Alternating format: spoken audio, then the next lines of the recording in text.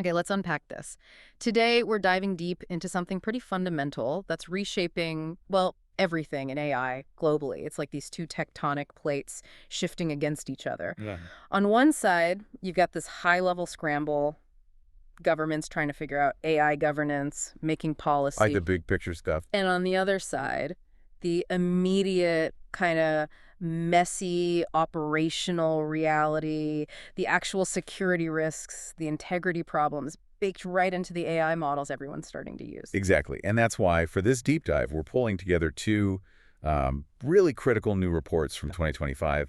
They let us compare that theory, the governance talk, with the practice on the ground. Okay, lovely. So first, there's the Agile Index 2025. That gives us the macro view, a big evaluation across 40 countries looking at their AI governance capacity. 40 countries, wow. Yeah. And then we've got a very focused technical evaluation from NIST, that's the National Institute of Standards and Technology here in the U.S. They zeroed in specifically on the DeepSeek AI models. Got it. So, Agile for the global governance landscape, NIST for the nuts and bolts of a specific popular model. Precisely. So our mission today seems clear. Let's figure out how that global policy environment stacks up against the actual real-world risks in the tech that's rolling out so fast. Right. Does the policy match the problem? If Agile shows policy is maybe lagging behind, then the NIST report should show us the kind of operational mess they're trying to regulate. This is where it gets really interesting, I think. Agreed. Okay, let's start macro then. The Agile Index 2025. Released July 2025, you said 40 countries. It looks systematic. 4 pillars: development, environment, instruments, and effectiveness.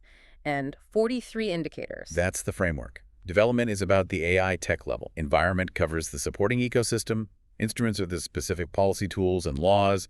And effectiveness tries to measure, well, how effective it all is. So what's the big takeaway? How ready is the world according to Agile? Well, the main finding is really about stratification. Big gaps. The 40 countries fall into 3 pretty distinct tiers. Tiers, okay. Tier 1, the top scores, above 60 points. That includes China, the United States, and Germany. But the key finding, the really critical point, is where the biggest gaps are. And where's that?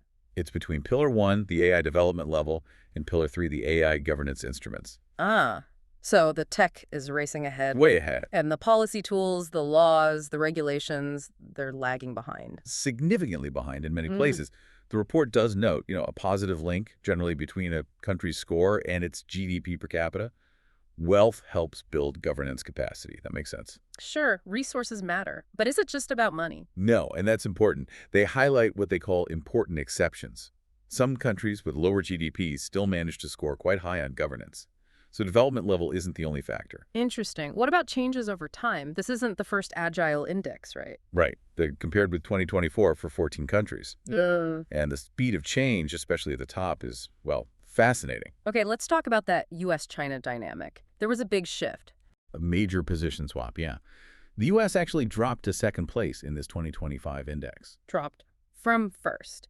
That seems significant. Was it because China suddenly leapt ahead in tech development? No, not primarily. It was framed as a policy coherence issue for the U.S. The drop was linked mostly to the perceived effect of a more, let's say, lenient policy trend on AI legislation. Lenient how? Specifically, the analysis pointed to the plan to revoke Executive Order 14110. That was seen as a really comprehensive order. The replacement was viewed as lacking the same systemic reach or mandatory requirements, especially for certain sectors. I see. So it wasn't a change in capability, but a change in the perceived strength and consistency of the governance approach. Exactly. The perception of governance capacity shifted based on that policy signal. And meanwhile, China moved into first place, seen as having more consistent, comprehensive AI governance policies during the assessment period. It really shows how quickly policy moves, or even perceived moves, can impact these global standings. A perceived step back can change the picture almost instantly. Absolutely. And the index uses this kind of analysis to group countries into types.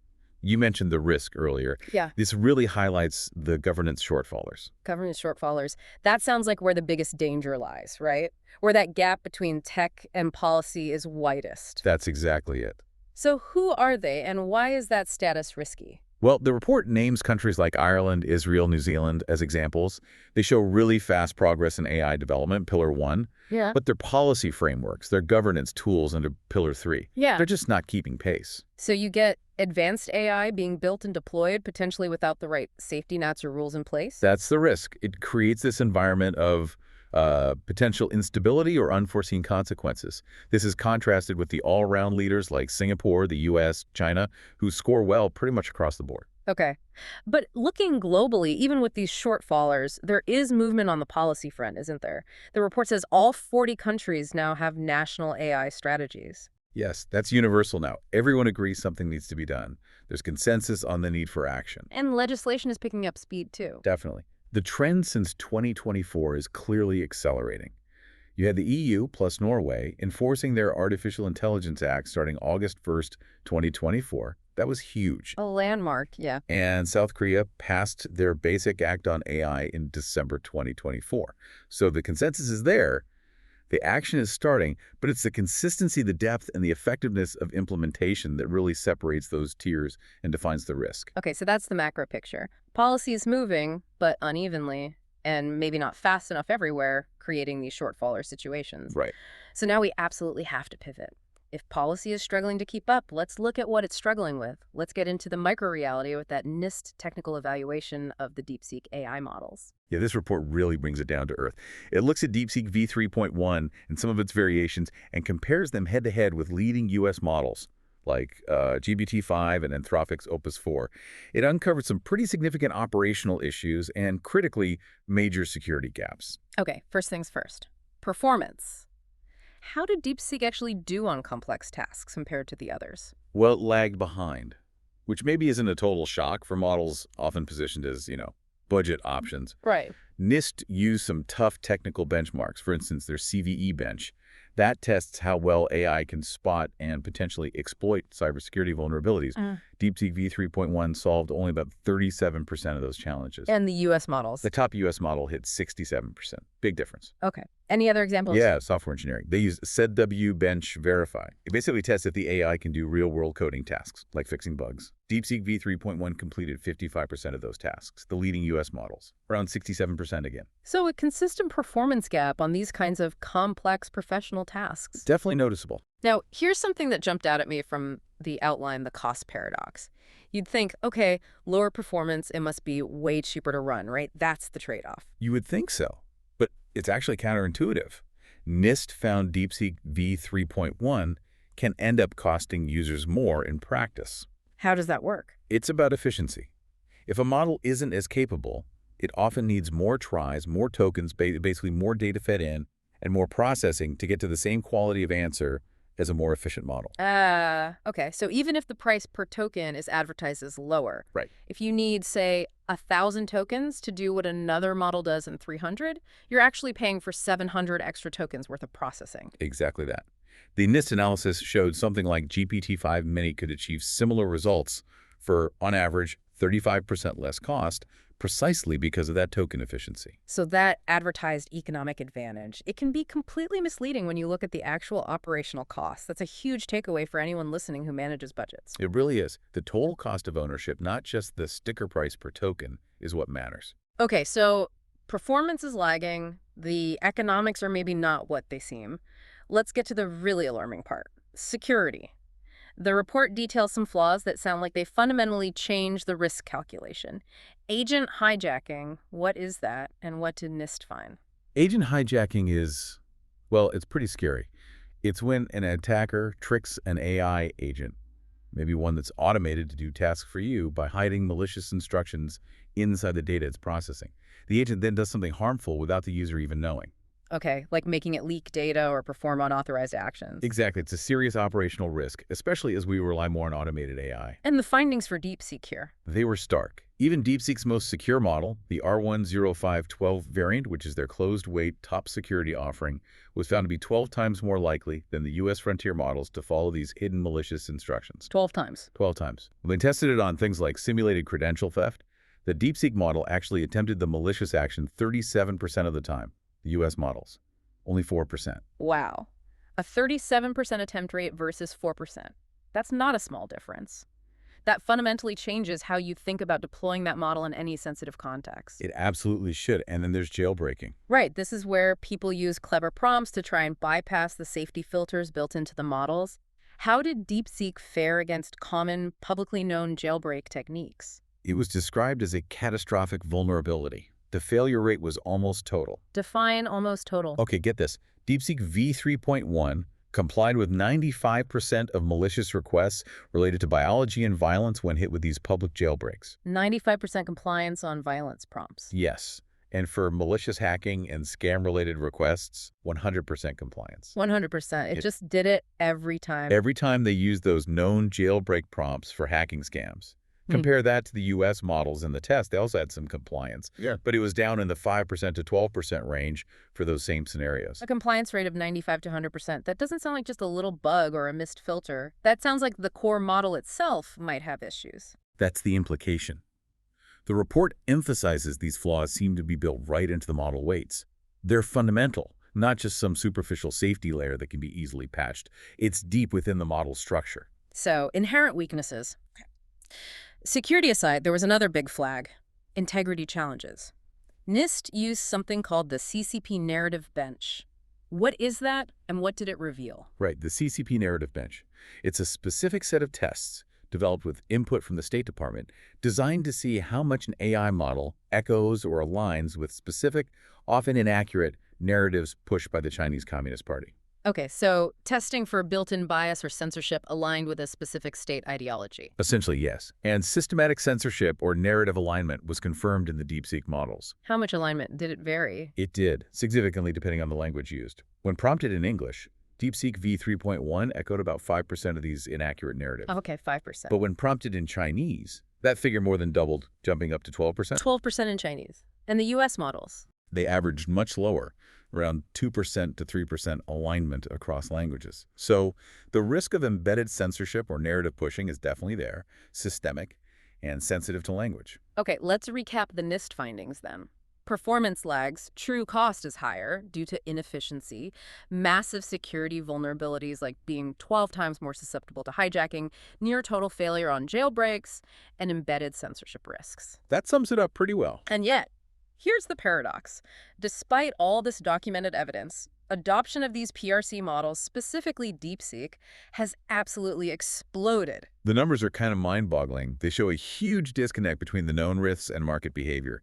DeepSeek downloads just on Hugging Face, up 960% in 9 months. Almost tenfold. Yeah. And API usage people actually using the model via platforms like OpenRouter that increased 5,900% between January and September 2025. 5,900%. In 9 months. Staggering growth. And it's not just DeepSeek itself, right? The ecosystem effect. That's another critical point.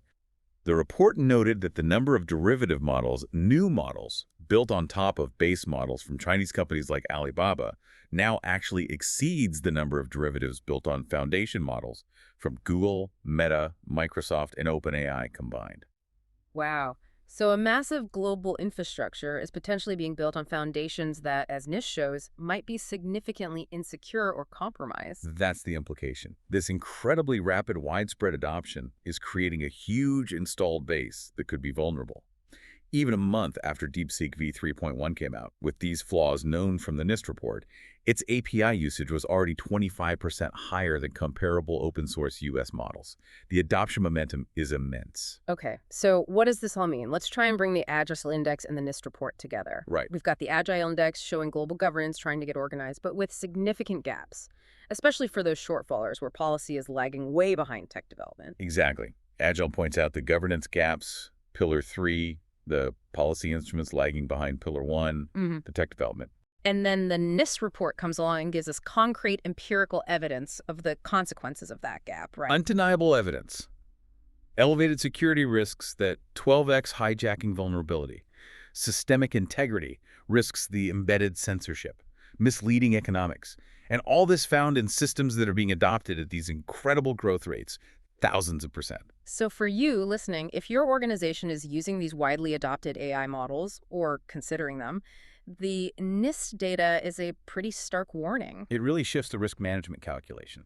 Those perceived cost savings. potentially illusory because of inefficiency. Yeah. And the security liabilities from hijacking and jailbreaking, they're critical, and crucially, they seem inherent to the model weights themselves, not just surface-level issues. Right. Not easily fixable bugs, they're baked in. Okay. It's also worth noting, though, that despite this kind of messy reality on the ground, the Agile report did find all 40 countries engaging in global governance mechanisms, like the UN's Global Digital Compact. So there is universal agreement, at least in principle, on the need for governance. Everyone's at the table talking about it. Yes, the consensus on the need exists. But bridging that massive gap between the policy intent, the discussions, and the actually deployed, potentially insecure reality, that's the defining AI challenge right now. Okay, so we've seen the macro picture. Governance frameworks evolving, shifting rankings, clear tiers of readiness globally from Agile. And we've seen the micro-reality, NIST exposing these acute, specific operational risk, security, integrity, cost built right into some of the most popular, rapidly spreading AI models. It puts the governance debate into sharp focus. So this brings us to a final thought, something for you to maybe chew on. We see the global community debating these AI governance frameworks, as shown by Agile. At the same time, this report shows the real-world deployment of models with confirmed potentially dangerous flaws is accelerating dramatically. Yeah, that 5,900% growth figure hangs in the air. Exactly. So here's the question. When security vulnerabilities, like near 100% jailbreak, compliance, and systematic censorship, are confirmed to be inherent in the model weights, how quickly can policy, those Pillar 3 instruments from AGAL, realistically catch up and close the gap with technology adoption that's surging like that? Can governance ever move as fast as a 5,900% deployment explosion?